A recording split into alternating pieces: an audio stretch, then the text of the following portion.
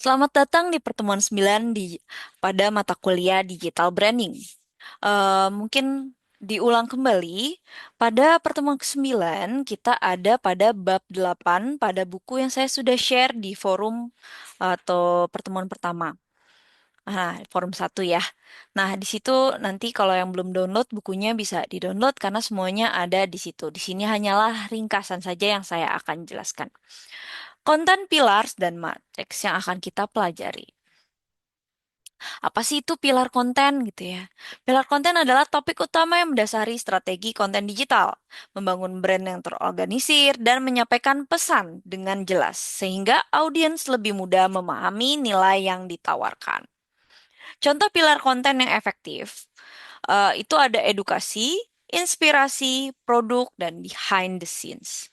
Nah, edukasi sendiri belajar dari cara membaca bahan dalam skincare contohnya, gitu ya. Jadi misalkan di sini brand skincare-nya ada misalkan niacinamide gitu ya. Ini bisa mencerahkan dan lain-lain. Misalkan contoh seperti itu. Nah, ada inspirasi. Kita ceritain dari yang sebelumnya ada masalah. Misalkan contoh ya nih, masalah kulit. Terus kemudian sekarang sudah mulai teratasi dari inspirasi em, adanya produk ini. Misalnya contoh seperti itu. Nah, produk juga ada keunggulannya dibanding serum yang lain misalkan. Atau produk ini keunggulannya apa dari banding yang lain. Dan ada behind the scenes-nya. Jadi mungkin dari lab-nya yang bersih gitu ya, mereka akan percaya tentang itu. Nah, kemudian kita bisa lihat di sini ada content matrix. Jadi di mana content matrix ini balancing logic dan emotion. Jadi memang kalau kita bilang eh, mungkin membuat si customer itu ingin membeli dan logikanya nyampe gitu ke customer untuk oh iya nih fungsi nih buat saya gitu ya. Nah, itu kita harus mengeducate, terus mengentertain, inspire, serta convince. Convince itu mereka jadi butuh nih ternyata ya gitu ya. Nah, itu yang perlu kita ucapkan kepada si audience. Jadi pertama-tama tadi ya, kita kita inspirasi, terus kita kasih lihat behind the scenes-nya produk gitu ya. Nah, gimana tuh caranya kita dapat membuat si customer ini merasa, oh oke nih produknya gitu ya. Nah, berdasarkan konten yang kita akan buat. Nah, kategori konten sendiri untuk mencapai audiens di mana ya tadi kita mengedukasi informasi dari yang memang kita jual, apa fungsinya bagi tubuh, misalkan contohnya seperti itu ya. Kalau memang atau rasanya yang enak, misalkan produknya seperti itu. Atau mungkin ada jasa-jasa sendiri yang eh, mungkin adik-adik pikirkan itu dapat mengedukasi diedukasi dulu caranya gitu. Misalkan adik-adik jualan aplikasi atau apa, nah itu ada tips dan tutorialnya. Kemudian ada menghibur. Jadi buat konten yang menghibur dan mampu membuat menemukan perhatian dari si audiensnya sendiri. Jadi memang dapat menginteraksi dan menyenangkan untuk mereka sehingga dapat lebih mengenal brand tersebut gitu. Dan juga untuk menginspirasi. Jadi ada hubungan em, apa ya emosional tersendiri lah. Oh ini kan produknya dari orang yang menemukan tadinya di jerawatan, misalkan contoh seperti itu ya, ini saya masukin karena ini depan contohnya skincare jerawat, tapi dia sudah bersih mukanya dengan penemuan eh, formulanya dia gitu ya, itu ada hubungan emosional tersendiri. Nah, ada kategori konten dari convenience ini, jadi konten yang meyakinkan mereka mendorong untuk membeli, biasanya promo gitu ya. Ada bedah fitur produknya, dijamin, jaminan misalkan jaminan garansi halal, garansi em, apa namanya memberikan rasa aman gitu ya. Mereka merasa bahwa itu dapat meningkatkan kepercayaan diri dari si pelanggan atau kepercayaan pelanggan terhadap produknya dan aman nih beli ini gitu. Kalau misalkan kita lihat di jalanan ya misalkan mau jajan kayak ah, ntar aku sakit ah kalau jajan itu kan kotor gitu. Nah itu kan pelanggan kadang suka nggak aman gitu ngerasanya. Tapi kalau misalkan em, tempat jualannya bersih gitu ya, terus kita pakai sarung tangan, terus rapih juga, orang tuh kayak lebih tertarik sama kita untuk memberikan rasa mereka, oh ternyata jualan kita tuh aman loh nih, bersih gitu. Saya mau beli untuk produk ini. Dan ada konsistensi adalah kunci dari sukses tersebut. Jadi di dunia digital ini kualitas lebih penting daripada kuantitas. Jadi memang secara ya kalau misalkan mau jual lebih banyak kan kuantitasnya harus banyak juga ya, tapi kita jangan melupakan segi kualitas. Jadi memang ada 3 posting berkualitas tiap minggunya gitu ya, lebih efektif daripada harian tapi kurang bagus postingannya. Biasanya kalau adik-adik lihat kan ada yang posting tiap hari, tapi konsisten satu, satu, satu gitu. Atau mungkin postingnya seminggu 3 kali, tapi bagus untuk editing kontennya gitu. Itu lebih disukai oleh algoritma tersendiri. Nah, ada konten repurposing, repurpose, ya, ya, ya, ya. Agak susah ya. Ada repurse, jadi pursing dari strategis tersebut.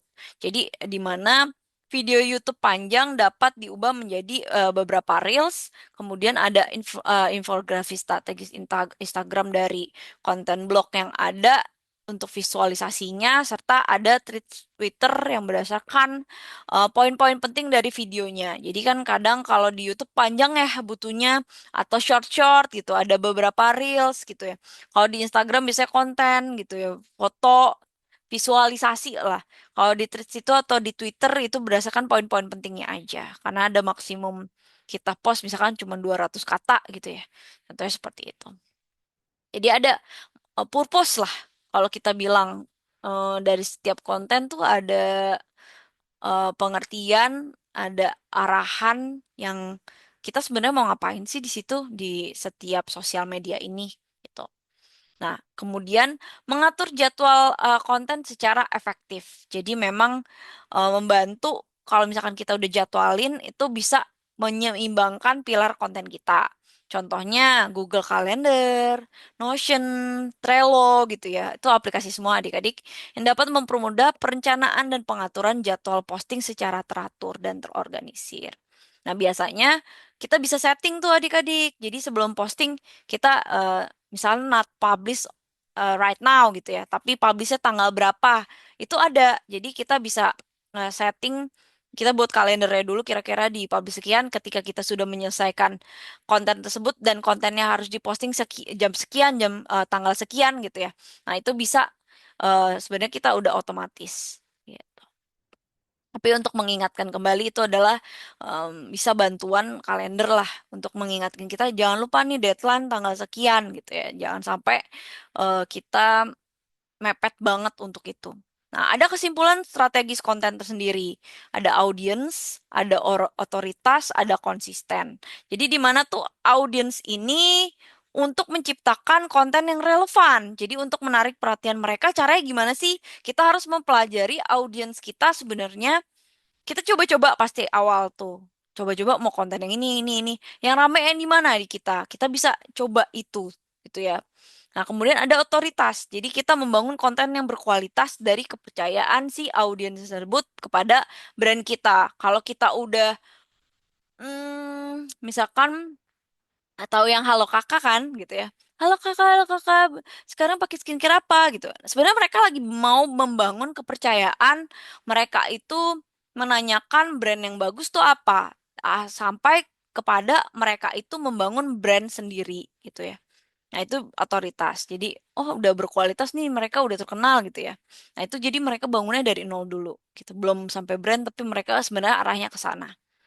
Nah, kemudian sekarang udah brand gitu ya. Kemudian ada konsistensi. Mereka konsistensi tiap hari ada em, apa posting gitu atau mungkin per hari apa mereka posting dan postingannya itu karena kita udah coba audiensnya suka gitu ya. Kemudian mereka udah percaya, akhirnya untuk meningkatkan engagement, mereka itu pengen deket, pengen tahu sehari-hari kita gimana, akhirnya memfollow kita atau subscribe kita. Itu adalah kesuksesan dari brand tersendiri. Jadi mereka selalu ikutin, oh ada promo apa nih brand ini gitu ya. Nah, itu yang perlu dikonsistenkan. Nah, biasanya nih saya cuman masukkan aja bisa caranya untuk merencanakan 4 pilar konten ini untuk brand adik-adik. Biasanya buat dulu ide judul konten per pilarnya. Jadi misalkan mari kita lihat tadi ya. Nah, kontennya kita mau yang mengedukasikah, kita mau yang menginspirasikah, kita mau yang produkkah, kita lebih fokus pada produknya atau kita mau lihat behind the scenes-nya. Contoh ya kalau misalkan jual gorengan behind the scene-nya ini minyaknya yang terbaru gitu misalnya contoh seperti itu ya. Atau kita mengedukasi ini dapat misalkan contoh jualan ekstrak minuman ekstrak seledri gitu misalkan untuk darah tinggi. Nah, itu em, bisa untuk jadi edukasi. Ternyata kalau ini kita bisa darah tinggi, bisa mengalami stroke dan lain-lain gitu. Itu ada di situnya. Jadi adik-adik bisa buat 4 konten ini mau konten yang mana? Edukasi kah, menginspirasi kah, produk kah, atau behind the scene-nya. Jadi seperti itu. Nah, jadi kita tentuin dulu nih mau pilar yang mana dari 4 pilar ini. Nah, baru kita buat idenya. Jadi dari 4 ini kan kita udah mau mau mengedukasi kah atau mau kita lagi fokus ke produknya, apa mau fokus ke prosesnya, atau kita mau buat drama lah, cerita drama gitu juga bisa ya tadi ya. Nah, itu ada kontennya. Nah, adik-adik nanti mungkin minggu depan saya akan share nih. Saya pengen minta adik-adik untuk merencanakan hmm, per kelompok gitu ya. Saya lupa nih di digital branding ini adik-adik berberapa, bersepuluh apa bersebelas apa berdua belas nanti dibagi 2 kelompok eh atau misalnya kalau berdua belas bagi 3 kelompok gitu ya. Nah, itu nanti membuat suatu konten minggu depan. Nah, saya akan jelaskan pertemuan kelima. Yaitu waktunya 2 minggu lah gitu. Pertemuan ke 11 apa 10 gitu. Jadi nanti saya akan jelaskan itu ada di silabus ya. Saya sudah juga kirimkan waktu kemarin di forum pertama. Nah, jadi nanti adik-adik bikin suatu konten yang memang merencanakan konten adik-adik tentang produk ini. Jadi branding adik-adik tuh mau yang mana. Nah, itu bisa kita colong dari beberapa contoh, tapi kita bisa ganti-ganti namanya. Jadi jangan pakai kontennya orang lain gitu. Jadi produknya bisa ya mirip-mirip, tapi adik-adik bisa ngubah nama brandnya.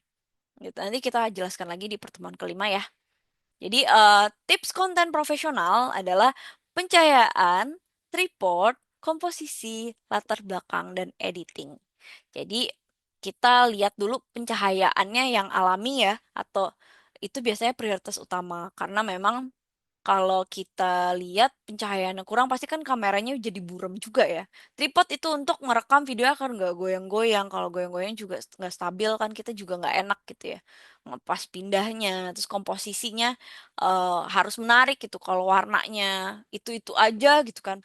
Kalau adik-adik lihat di film-film kan warna-warninya pas gitu ya match. Nah, itu ada komposisi tersendiri yang kemarin adik-adik sudah buat. Hmm, Mood board, nah itu bisa dibuat komposisi warna yang menarik. Dan ada latar belakang, ya harus bersih dan tidak mengganggu, serta ada editing untuk aplikasi yang gratis, mau yang berbayar, ya tergantung dengan hasil yang adik-adik buat. Nah, terima kasih. Nanti mungkin bisa ditanyakan jika memang ada yang kurang dipahami di forum maupun di WhatsApp grup. Mohon maaf, saya nggak bisa langsung Zoom dengan adik-adik secara real time, tapi saya harap adik-adik dapat memahami dan jika memang ada pertanyaan, silahkan bertanya tadi ya di forum atau di WhatsApp group. Feel free banget untuk ditanyakan. Oke, terima kasih banyak. Sampai jumpa minggu depan. Salam.